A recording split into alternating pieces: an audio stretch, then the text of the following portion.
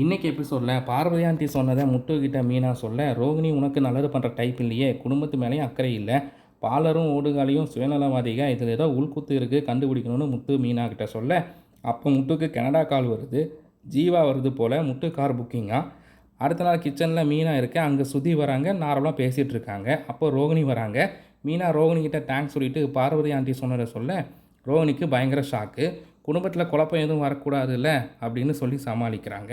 அப்போ சுதி பணத்தை மீனை எடுக்கலை, ஆனால் பணம் எப்படி காணாமல் போச்சு, பார்வதி ஆண்டிக்கிட்ட கேட்கணும், வீட்டுக்கு யார் யார் வந்தாங்கன்னு லிஸ்ட்டு ரெடி பண்ணணும்னு சொல்ல, வேணாம் சுதி, பிரச்சனையை வளர்க்க வேண்டாம், இப்படியே விட்டுடலான்னு ரோகிணி மழுப்பிட்டு போகிறாங்க.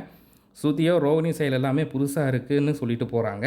நெக்ஸ்ட்டு முத்து வராரு. நேற்று சொன்ன மாதிரி ரோகிணிகிட்ட பேசினியான்னு கேட்க, ஆமாம் ஏதோ மர்மம் இருக்குதுன்னு மீனா சொல்ல, இந்த பாலர் விஷயம் எல்லாமே டவுட்டு தான், மலேசியா மாமா, ஜெயில் அப்பா எல்லாமே ஒரு மர்மம் தான், சீக்கிரமாக தூர்வாரி வெளியே எடுக்கிறேன்னு சொல்கிறான். நெக்ஸ்ட்டு ஷோரூமில் ரோகிணியும் மனோஜும் பேசிகிட்டு இருக்க, அப்போ கடைக்கு ஒரு ஆள் வந்து வடநாட்டு திருஷ்டி படம்னு ஒரு படத்தை விற்க பார்க்க, அது அன்றைக்கி ஒரு நாள் விஜயா மேலே மாவு விழுந்துச்சுல அந்த ஃபோட்டோ.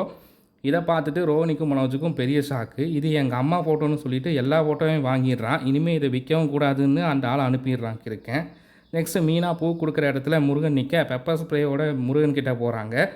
அவன் ஏதோ பிரச்சனை ஆகிடுமோன்னு பயந்துட்டு ஓடிடுறான். அப்போ சீதா வர, சீதா கிட்ட எல்லா விஷயத்தையும் சொல்ல, அவன் வந்தால் எனக்கு மேரேஜ் ஆகிடுச்சுன்னு சொல்லி அனுப்புக்கான்னு சிம்பிளாக முடிக்கிறாங்க. நெக்ஸ்ட்டு கார் ஸ்டாண்டில் சவாரி வரலன்னு விட்டு பேசிகிட்டு இருக்க, அப்போது ஒரு ஆள் பைக் பஞ்சர்னு சொல்ல வர, அவங்களும் வச்சு காமெடி பண்ணிகிட்ருக்காங்க. நாளைக்கு சந்தோஷி சார் ப்ராஃபிட்டுன்னு பேசிகிட்டு இருக்காங்க. அநேகமாக அவனும் ஃப்ராடாக தான் இருப்பான், நீங்கள் வேணால் பாருங்களேன்.